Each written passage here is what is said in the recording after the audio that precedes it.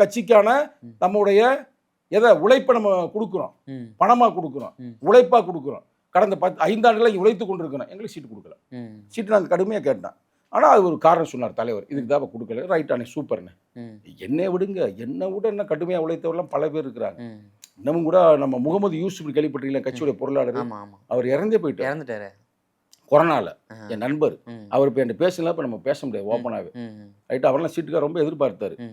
அவரே சொன்னார், சின்ன தம்பியை நான் கூட்டி வந்தேங்க, எனக்கு சீட்டு கொடுக்கல, அவர் கொடுத்துட்டாருங்க, இருந்தாலும் நான் ஏற்றுக்கொண்டுட்டேங்க.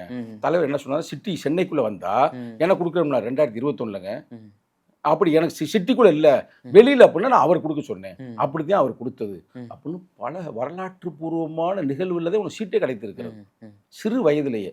இப்போ உனக்கு சீட்டு கிடைக்கல அப்படின்ற வருத்தம் இருக்கு. நான் இல்லைன்னு சொல்லி சுவைச்சிட்டேல, அதிகாரத்தை சுவைச்சிட்ட, மற்ற எல்லாத்தையும் சுவைச்சிட்ட, அதிகார போதைன்ற பெரிய போதை இல்லை, டப்புன்னு ஒரே நாளில் இல்லைன்னா அப்புறம் வருத்தமாக இருக்குன்னு. தம்பிக்கு சின்ன தம்பி தானேங்க, ஏஜ் ஃபேக்டர் ரொம்ப இருக்குல்ல, ரைட்டா, அதனால வருத்தப்படலாம் தம்பி.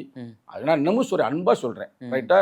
என் தலைவர் சொல்லிட்டார், தம்பி நீ இப்போ அமைப்பத்தில் புத்தகம்லாம் படிச்சிருக்கிற, பக்குவமாய் உரையாடும் பண்புகள் வளர்ப்போம், யாரையும் பழிக்கும் இழிக்கும் பழக்கம் தவிர்ப்போம். நீ பாட்டு சுண்டக்காப்பாயா அப்படி இப்படிலாம் சொல்கிறப்பா, அதெல்லாம் சொல்லாதப்பா, நீ சொல்கிறது நான் ஒருவேளை சொல்கிறேன் என்ன தப்பா எடுப்பாங்க அப்படின்னாரு. அண்ணே நீ மன்னிச்சுக்குங்க, ரைட்டா, நான் ஒன்றும் பேசுகிறேன் அப்படி யார்கிட்ட தலைவர்கிட்ட மன்னிப்பு கேட்பேன், அதை ஒன்றும் மாட்டு கருத்து இல்லை, தாய் சிறுத்தையில்.